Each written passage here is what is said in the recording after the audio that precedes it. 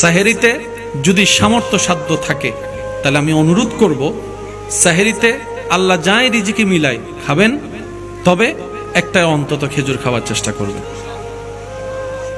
বলেন, যারা হেরাম শরীফে ইফতার করেছেন ওনারা জানে সামনে অনেক পদের খাবার থাকলেও জমজমার খেজুর খাওয়ার পরে আর খাওয়ার ইচ্ছা। আপনি দেখবেন যে কোনো ডাক্তারের কাছে গেলে অসুস্থতা নিয়ে ডাক্তাররা প্রথমে খাবার বাছা দেয়, এটা খাওয়া যাবে না, এটা খাওয়া যাবে না। কেন? ওনারাই গবেষণা করে দেখছেন মানব শরীরের রোগের মেইন উৎপত্তি স্থল হচ্ছে পেট, আর পেটে যায় কি? খাবার। এই খাবারের ভিতর যে কত ভ্যারাইটিস ধরনের খাবার আমাদের ভিতর যায় সেটা তো সবাই ভালো করেই জানে। সত্যি করে বলেন, বাহিরের খাবার ভালো নাকি ঘরের খাবার? কিন্তু আমাদের মনোযোগ, চাওয়া, ইচ্ছা বাহিরে। একটু জোরে বলেন, শাকসবজি কল্যাণের নাকি ফাস্ট ফুড কল্যাণের? অথচ এই শাকসবজি ঘরের মধ্যে রান্না করলে সন্তান আমার দিকে এমনি করে তাকায়।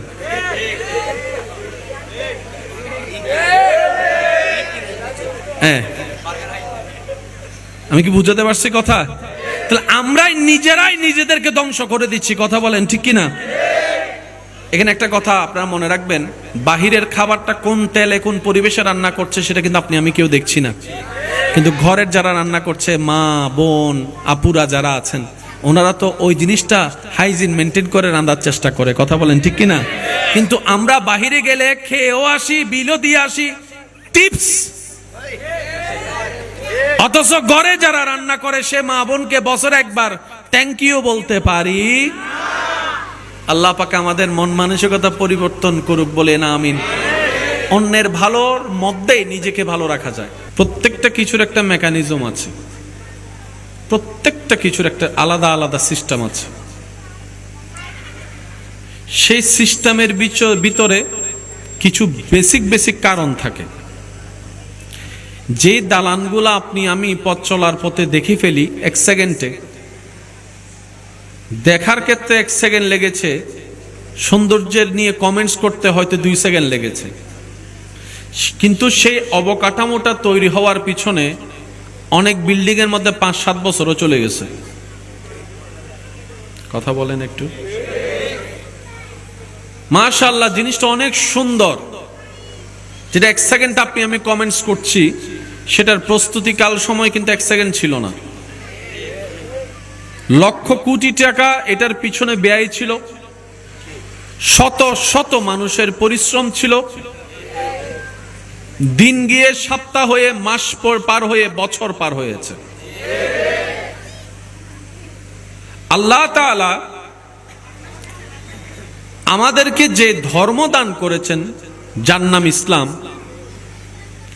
এই ইসলাম ধর্মের মেইন বেসটাই হচ্ছে আমরা যেন অমানুষ থেকে মানুষ হতে পারি।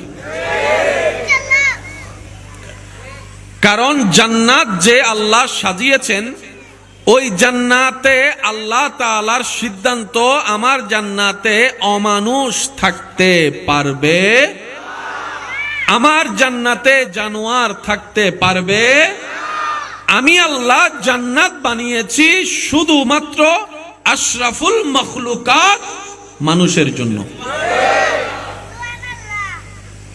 তাহলে সবার চাওয়া যে জান্নাতে, সে জান্নাত যিনি দিবেন, সে আল্লাহর সিদ্ধান্ত হচ্ছে মানুষ হতে হবে।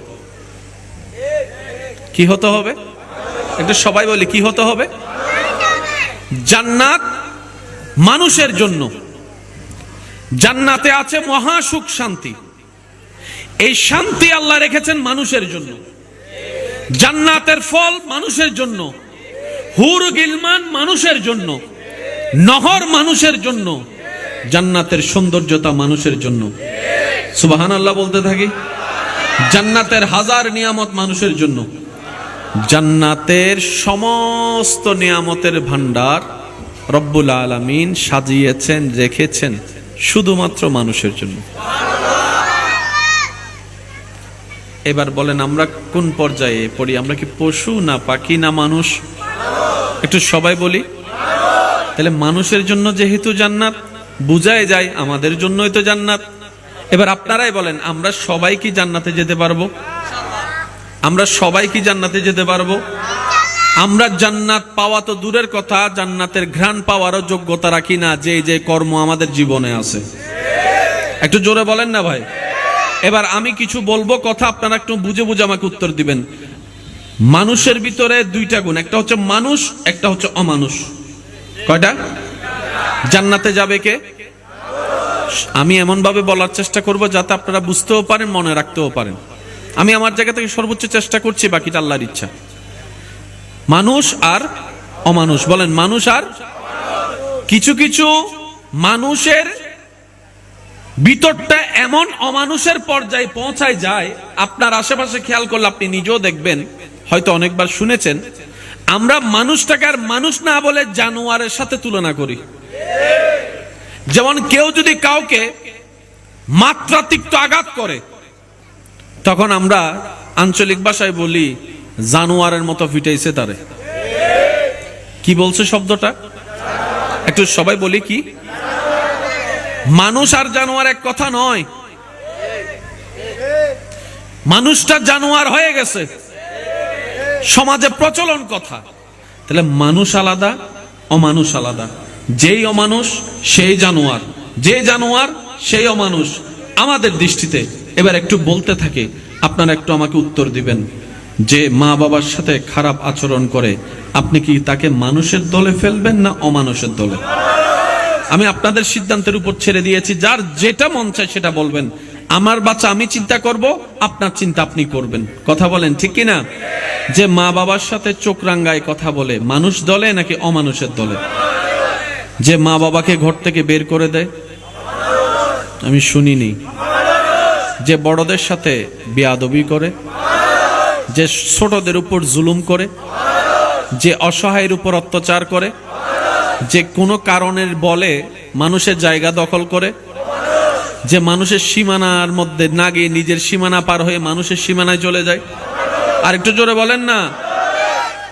যে আইল কাটতে গিয়ে নিজেরটা বড় করে ফেলে, 1 মাসের জন্য টাকা নিয়ে 10 বছরও দেখা দেয় না, বাকি খাওয়ার সময় ডেইলি 3 বার আসে, তারপরে টাকা দেওয়ার বেলা একবারও খবর থাকে না।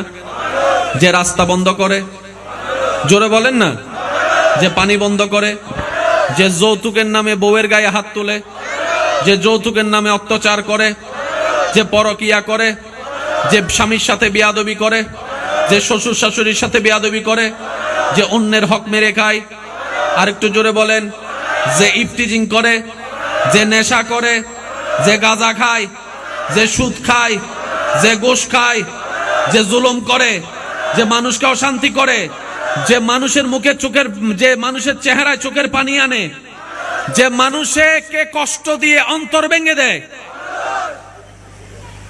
কি বলছেন?